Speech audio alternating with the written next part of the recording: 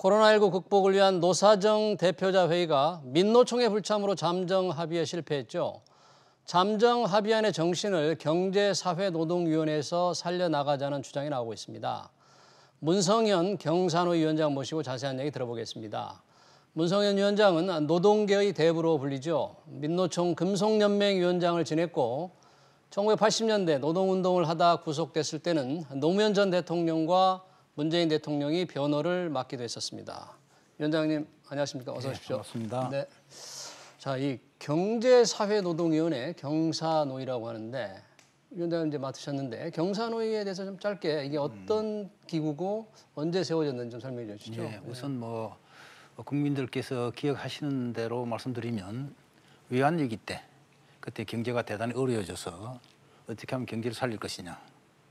네. 그걸 같이 논의하기 위해서 노와 사와 정이 모여서 시작됐습니다. 네. 가장 가까이는 저희들이 한 얘기 하지만 노동시간을 68시간에서 주당 52시간 줄여가지고 노동자 요구를 받아들인 거지만 막상 그러다 보니까 기업인들이 좀 어려움이 많다. 조금 탄력적으로 운영해 주기를 바란다 해서 이제 그걸 저희들 논의해서 노동시간을 탄력적으로 운영하는 이런 논의들을 했습니다. 네. 그래서 이제 포괄적으로 말씀드리면 노동과 관련된 문제들 그리고 노사관계 관련된 문제들 그리고 정부 정책에 있어서 이런 노사관계 문제들을 어떻게 할 것인지 하는 것을 노동계의 대표 그리고 이제 경영계의 대표 그리고 정부가 모여서 잘 논의를 해가지고 대통령에게 말씀드리면 대통령이 이걸 받아서 행정적으로 하시고 네. 국회로 입법 조치하시고 하시고 하는 그런 자문기구, 대통령 자문기구입니다. 예. 네. 대통령 말씀을 하셨는데 예. 뭐 개인적인 질문입니다만 1980년대 말에 노동을 하시다가 이제 몇 차례 구속되셨잖아요. 예, 예. 당시 노무현 전 대통령 그리고 지금의 문재인 대통령이 변호를 맡으셨다는데 어떤 인연으로 그렇게 변호를 하셨나요? 그럼 기왕 그 말이 나왔으니까 이제 국민들께 좀 말씀드리면 제가 이제 기록적으로는 우리나라 이제 노동 운동을 한 사람으로서는 이제 기록을 갖고 있습니다. 네, 6번 제가 구속이 됐거든요. 6번째 구속. 네. 그래서 제가 이제 늘 그렇게 하다 보니까 이제 노동 운동이 꼭 투쟁만 해서는 되는 건 아니다. 해서 뭔가 좀 문제 해결을 하기 위해서는 상대방의 입장도 이해를 하고 또 그래야 된다 해서 이제 제가 이제 경산호 위원장을 맡고 있는데 그 과정에서 이제 제가 첫 번째 구속되었을 때 이제 노무현 변호사께서 정말 서로 이름도 모르고 얼굴도 모르는 저한테 이제 변론을 써서 서로 그전에 전혀 인면식이 없었는데 와서 정말 그 정성을 다해서 변론을 해주셨고 그다음에 제가 이제 세 번째 구속됐을 때는 지금 이제 문재인 대통령께서 이제 변론을 맡으셔서 그런 인연을 갖고 있습니다. 그래서 지금 아시다시피 제가 민주노총을 했고 민주노동당을 했지만 지금 민주노동당 대표도 하셨죠. 예, 많은 후배들이 그런 분이 왜 저쪽 그 문재인 대통령에 가 있느냐 하는 말씀하시는데 저는 살다 보니까 이제 노동 운동에 대한 대의도 중요하지만 제가 어려울 때 그런 변론을 써주셨던 분들에 대한 의리도 중요하더라. 해서 노무현 대통령이 돌아가시고 나서 참 많은 생각을 해서 그분께 제가 의리를 갚지 못했는데 이제 뭔가 좀 의리를 지키는 그런 사람이 돼야 되겠다 싶어서 지금 같이 하고 그래서 있습니다. 경산호 위원장을 또 맡으시달라는 부탁을 받고 맡으셨고 예, 그렇습니다. 예. 네. 사실 경산호위가 지금 그 민노총 노동계의 지금 제1노총인데 민노총이 계속 경산호위에 참여를 안 했잖아요. 그래서 이제 이번 코로나19 때문에 노사정 대표자 회의를 만들어서 뭔가 노사가 합심해보자 했는데 이번에 민노총이 또 참여를 안 했단 말이죠. 그러면 이걸 어떻게 해야 됩니까? 이제 경산호위에서 뭐 해보자고 지금 총리께서는 말씀을 하시는 것 같은데 이렇게 그냥 무산되는 겁니까? 아니면 어떤 정신을 좀 살려나가는 길이 있을까요? 저도 이번에는 워낙 코로나 위기로 인한 경제적 충격이 크고 특히 이제 어려운 계층에 있는 노동자들이나 또 기업인들이 많은 아픔을 겪고 계시기 때문에 저는 너무나 당연히 그래도 이런 상황에서 우리가 어떻게 이걸 헤치고 나갈 것인가에 대해서는 저는 당연히 노사정 간의 합의가 될 줄 알았습니다. 당연히. 그리고 민주노총 위원장께서 먼저 이번에는 우리가 역할을 하겠다고 대통령께 먼저 말씀을 하셨고 그래서 노사정 대표자 회의가 그래서 이제 대표자 회의가 만들어졌는데 지나놓고 보니까 아직도 제가 충분히 알지 못했던 점이 하나 남아 있구나. 그건 뭐냐면 민주노총이라는 조직이 처음부터 투쟁 조직으로 만들어졌습니다. 투쟁을 하게 한 조직. 그리고 많은 탄압도 받았고. 그러다 보니까 그 내부에는 아직도 상당한 정도가 저는 이제 이렇게 투쟁에서 대화로 넘어왔지만 네. 아직도 많은 분들이 여전히 민주노총은 투쟁을 해야 된다. 투쟁을 해야 되는데 정부가 그런 이야기를 하느냐 하는 거고 그리고 또 많은 분들은 우리 요구를 중심으로 가져와야지 왜 양보를 하느냐. 그건 안 된다. 하는 이런 흐름들이 아직까지 민주노총 내부에 남아 있어서 네. 뭐 저는 그분들이 틀렸다 옳았다를 떠나서 여전히 그런 게 현실로 존재하더라. 현실적으로 일부 강경파들이겠죠. 강경파도 강경파지만 어쨌든 그런 생각을 갖고 계시는 분들. 네. 그걸 이제 김명환 위원장께서 그 벽을 아직까지 현재는 못 넘고 있는데 이제 대의원대를 통해서 하겠다. 정면으로 포기하겠다 하고 있기 때문에 이번 사회적 합의가 완전히 끝났다고는 생각하지 않고 뭐 그 민주노총 대의원대가 잘 되기를 바라는데 그러나 이제 나머지 이제 주체들이 볼 때 경영계나 한국노총 입장, 정부 입장에 볼 때는 또 민주노총 대의원대를 마냥 기다릴 수는 없지 않습니까? 뭐 그렇죠. 마냥 할 수는 없는 거죠. 또 뭐 그 될지 안 될지도 모르고 예. 거기서 어떤 결과가 나올지는 모르기 때문에 그거는 뭐 잘 되기를 바라는 마음 한쪽에 있지만 그러니까 무관하게 대통령께서 경산호위에서 이번에 합의된 거는 그대로 잘 해달라. 그러면 그 전적으로 받아서 대통령으로서 그 뒷받침 해드리겠다고 하시겠다 말씀하셨기 때문에 이제 뭐 저희들이 그동안 그 국무총리께서 고생하셨는데 저희 그 받아서 논의를 할 계획입니다. 네. 그래서 합의는 끝나지 않았고 끝나지 않았고 그 합의 정신은 분명히 살아 있고 살아있지만 무작정 민노총의 대의원대를 무작정 기다릴 수는 없기 때문에 경산호위에서 좀 뭔가 좀 해보자. 그 합의 정신을 그대로 살리겠다 이런 그런 얘기죠. 지금 그 투쟁에서 이제 대화로 이렇게 넘어온 위원장님이신데 민노총이 지금 제1노총이란 말이죠. 한노총을보다 훨씬 이제 조합원이 많아졌기 때문에 어떤 사회적 책임 문제도 좀 의식을 해야 되지 않을까 그런 그렇습니다. 의견들이 굉장히 많지 않습니까? 어떻게 생각하십니까? 내부에 그런 의견들의 분포는 있지만 지금 이제 1987년도부터 시작된 이제 소위 민주노총인데 30년 넘게 됐지 않습니까? 그럼 제가 이제 돌이켜놓고 보면 그동안 열심히 투쟁도 하고 노력을 해서 상당히 발전을 했는데 결론을 말하면 그래도 우리나라에서 노동조합이라도 할 수 있는 노동자들은 노동조합이라도 할 수 있는 괜찮은 회사에 다니는 노동자들은 먹고 살만하다. 결론을 말하면 우리나라의 격차를 20대 80의 사회라고 하지 않습니까? 잘 사는 사람 20%, 그렇지 못하면 80%. 또 더 극단적으로 1대 99도 이야기하지만 이제는 민주노총에 있는 그 아직도 어려운 비정규직 노동자들이나 또 중소기업 노동자들 조합원들을 빼고는 대부분 20대 80에서 20에 속하게 됐습니다. 민주노총 조합원들이 만약에 사회를 2대 8로 본다면 20에 속한다는 거죠. 그러니까 이제 객관적으로 뭐냐면 평균 연봉이 5,500만 원, 6천만 원 넘으면 20%에 속합니다. 그러니까 민주노총 조합원들의 상당 대부분이 그렇게 돼 있기 때문에 그래서 다른 걸 떠나서 꼭 1대 99에서 1만 자꾸 1만 탓을 하지 말고 이제는 요 20에 속한 우리가 뭔가 사회적 책임을 해야 된다. 그래서 이런 코로나 바이러스로 인해서 어려워진 이 상황에서 우리도 우리지만 그래도 우리는 임금이 깎이지도 않고 있고 또 고용도 유지하고 있는데 많은 80에 속한 수많은 노동자들은 일자리를 이미 잃고 있고 또 취업의 기회가 줄어들었기 때문에 이번에야말로 그 무엇을 할 건지. 근데 그런 차원에서 이번에 좀 많은 합의를 했어요. 그 일을 하겠어. 고용보험료 올리겠다. 우리 임금 인상분도 내놓겠다.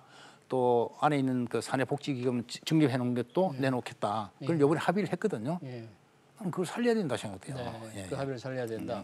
민노총에 들어있는 노동자들은 이제 20대 80의 사회에서 20이라는 지적이 상당히 의미 있는 지적 같아요, 위원장 말씀에. 이제 코로나19 말씀을 하셨는데 사실 코로나19로 국내 제조업들이 정말 어렵지 않습니까? 과연 이 위기를 돌파할 수 있을지 이런 부분들에서 위원장님이 늘 이제 강조를 하셨는데 이 제조업의 지금 현재의 상황과 어떻게 우리가 이 위기를 돌파하기 위해서 경영계, 노조 또는 산업 시스템을 되게 걱정을 많이 하시잖아요. 어떻게 이제 바꿔 나가야 되겠습니까? 우선 우리나라 경제를 전체에 놓고 볼 때 서비스와 제조업으로 나지 않습니까? 이번 코로나 상황을 보니까 서비스는 이런 위기적 상황에서 바로 직격탄을 맞습니다. 그래서 이제 관광, 호텔, 항공 이런 좀 벌써 매출이 10%대밖에 안 되고 있거든요. 그러면 이제 여러 가지 놓고 볼 때는 이제 제조업이 튼튼하게 뒷받침을 해야 된다 경제는. 근데 이제 현재 우리나라 경제는 어떤 지점이냐면 구조적으로 이제 고성장이 불가능합니다. 구조적 고성장. 앞으로 만약에 잘해야 2%, 3% 성장밖에 안 되는 거죠. 그러니까 옛날처럼 고도 성장이 아니라 저성장, 구조적 저성장이 접어들었다.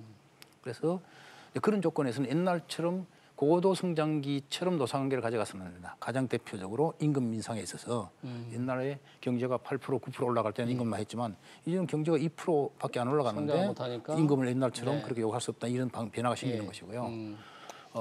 그리고 이제 두 번째로는 바뀌고 있습니다. 모든 제조업 기반이 네. 이제 스마트로 가야 되고 또 AI 이제 인공지능을 네. 도입해야 되고 인공지능. 디지털로 바꿔야 되고 네. 그래서 소위 말하는 한마디로 말하면 옛날에 아날로그 시대에서 디지털 시대로 바뀔 수밖에 없는 네. 즉 4차 산업혁명이라고 하는 거는 네. 이거는 그동안 일의 내용과 질을 근본적으로 바꾸고 있는 거거든요. 그러면 옛날에 했던 식으로 임금이나 고용이나 노동 조건 뭐 이런 걸 가지고는 안 된다는 거죠. 예. 그러면 이런 변화를 내다보고 또 노사가서로 논의를 해야 된다. 이제 더 마지막 결정적으로는 이제 예. 중국입니다. 중국. 중국이 그동안에는 차도 못 만들었고 네. 만들더라도 우리보다 제대로 못 만들었고 네. 배도 못 만들었고 그리고 철강 이런 못했거든요 제조업이. 근데 민주노총이 제조 이제 중국이 제조 굴기로 해가지고 이제 엄청나게 발전했어요. 예. 그래서 지금 만약 우리가 지금 가장 걱정해야 될 게 우리가 차를 만들면 중국 차와 경쟁을 해서 팔릴 수 있느냐. 네. 배를 만들더라도 그걸 걱정인데. 걱정해야 되거든요. 네. 근데 지금 그런 부분들을 걱정하기 위해서는 그걸 제대로 못하면 저는 우리나라 자동차 제조업이 대단히 어렵고 네. 제조업 중에서도 기반이 되는 자동차 산업이 어렵고 그 중에서도 부품 산업이 어렵다. 그래서 이걸 이제 살려야 되는데 어떻게 살릴 거냐. 그러니까 제조업에 가장 힘들어하는 부분 중에서 특히 위원장님께서 걱정하시고 시급하다고 생각하는 게 자동차 부품 쪽이라는 얘기시죠. 예. 네. 그럼 어떻게 살려야 됩니까? 그래서 이제 근데 자동차 부품의 그 경쟁력을 키우고 지속 가능성을 높여주려면 뭔가 그들이 그 경쟁력 높일 수 있는 조건을 만들어줘야 되는데 우선 첫째 부품은 기술 개발 R&D 능력이 없고 네. 또 재정적 상황이 대단히 어렵습니다. 그리고 차를 만들더라도 이제 국제적으로 나가야 되는데 국제적 마케팅 네트워크도 부족한데 이걸 어떻게 할 거냐 만들어줘야 돼. 이러면 우선 가장 먼저 대기업의 그 노사가 입을 인식하고 이걸 같이 할 수 있는 생태계를 만들어줘야 되고 부품 산업을 부품사 변화시킬 같이 수 있는 생태계를 대기업이 이제 이번에 겪어봤지만 부품 하나라도 무조건 외국에 수입해오는 것이 능사가 아니고 내부의 생태계를 살려가야 되는 거 확인됐지 않습니까? 그럼 이제는 코로나 이전과 이후에는 우리 국내 생태계를 챙겨야 되는 예. 챙기려면 대기업 노사가 그 부분을 인식하고 그 역할을 해줘야 되는 것이고 그러니까 예를 들면 현대자동차가 그런 부품을 만드는 부품회사하고 함께 상생할 수 있는 생태계를 만들어야 된다. 노사가 같이. 노사가 같이. 예. 그래서 이제 이런 것들을 하려면 이제 노사가 같이 모여야 되고 그럼 현대자동차나 기아자동차나 GM이나 다 마찬가지니까 다 같이 모여서 앞으로 이런 방향으로 가자. 이런 논의를 해야 되고 그리고 뭐 더 나아가서 했지만 그러면 자동차에서 중국 쇼크를 어떻게 우리가 커버할 것인지 논의해야 되고 새로운 미래를 어떻게 개척할 것인지 논의해야 되고 예. 그럼 이걸 하려면 이제 노사만이 아니라 정부의 역할도 있거든요. 예를 들어서 금융위도 와야 되고 기재부도 와야 되고 산자부도 와야 되고 과기정품도 와야 되고 다 와야 되는데 이걸 하기 위해서는 천상 모여야 되는데 네. 문제는 대부분 민주노총에 있어요. 자동차 다 민주노총 소속. 근데 민주노총이 경산호에 안 들어와 있으니까 네. 이거 합법적인 틀을 만들 수가 없어요. 그렇죠. 경산호에 들어와야 와야 되는 뭐 건데 대화가 되는 되는 텐데요. 건데 그래서 저는 이번에 이제 사회적 대화가 꼭 되기를 바라는 것은 이게 되면 이번에 민주노총이 참여해서 원포인트 사회적 합의가 되면 네. 제조업의 핵심인 자동차에도 이런 틀을 만들 수 있지 않겠느냐.